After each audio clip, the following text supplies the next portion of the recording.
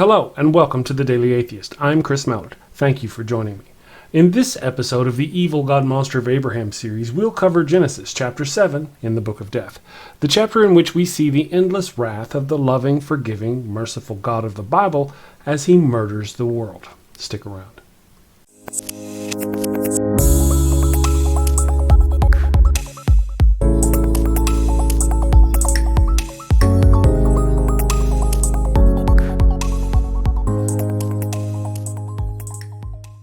Okay, you never know when God is going to flood the earth again, so make sure you're safe. Let us know you have on your God-proof swim floaties by clicking that subscribe button, then hitting that little notification bell. Stay safe from the evil God monster, my friends. Now, on with the show.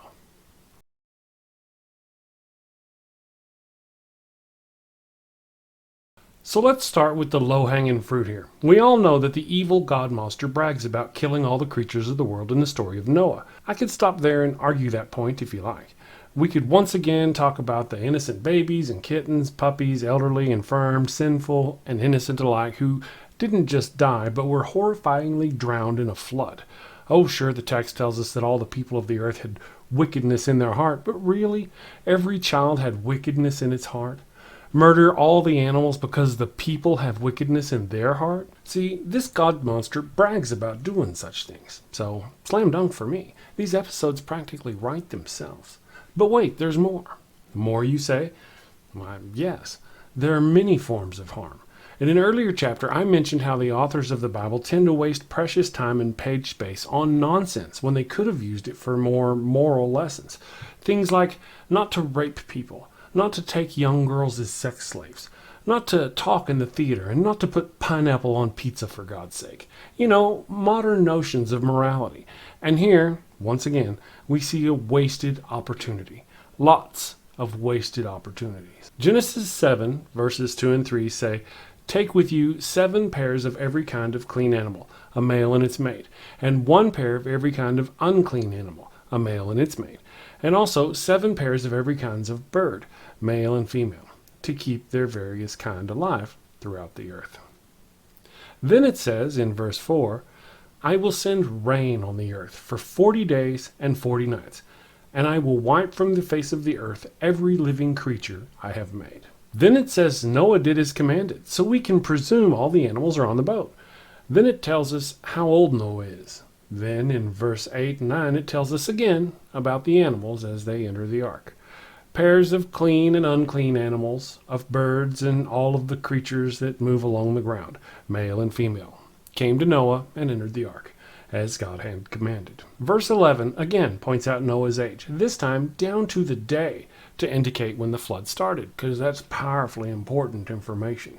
Then in verse 12 it again says rain fell for how long? How long did it fall for? 40 days and 40 nights, echoing verse 4.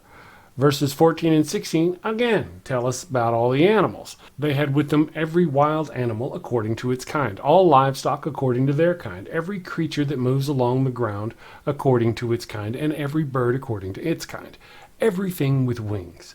Pairs of all creatures that have the breath of life in them came to Noah and entered the ark. The animals going in were male and female of every living thing. Well, wait. Didn't it just say that in verse 8 and 9? Deja vu, huh? Now, verse 17 needs to remind us once again that the flood continued for how long? 40 days. And then verse 17, 18, and 19, and 20 all say the same thing over and over again, just in different ways with subtle little differences. 17. For 40 days the flood kept coming on the earth, and as the waters increased, they lifted the ark high above the earth. Verse 18.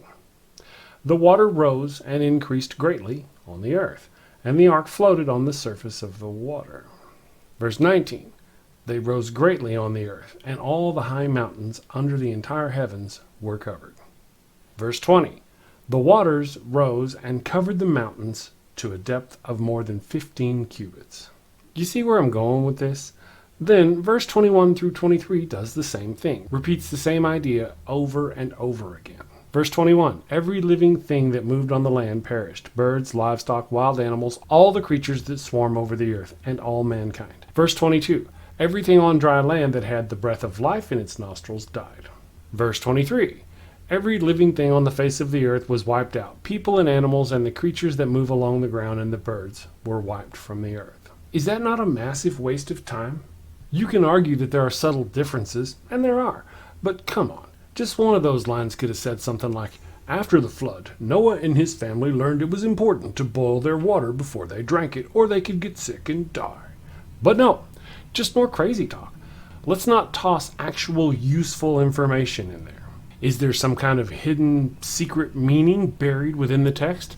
If so, it's useless trash to most of the billions of people who've read it and not picked up that meaning. Would looking at the original text yield a clearer meaning and a better message?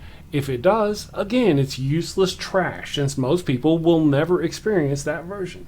If the Bible were the word of a perfect God, it would be perfectly clear to anyone, regardless of language or century, and we'd all believe. This God of death so fetishes its own murderous ways, it chooses to echo them over and over again here at the end of the chapter, instead of providing actual, useful information. Exactly the kind of thing you'd expect from the evil God monster of Abraham in his Book of Death. So what do you think? Apologist, how do you defend the actions of this creature? Let me know in the comments below. If you like what I do and you'd like to support my cause, follow the link in my description to my Patreon and find a tier that works for you. Also, I have some new merch. Awesome stuff. Again, links are in the description below.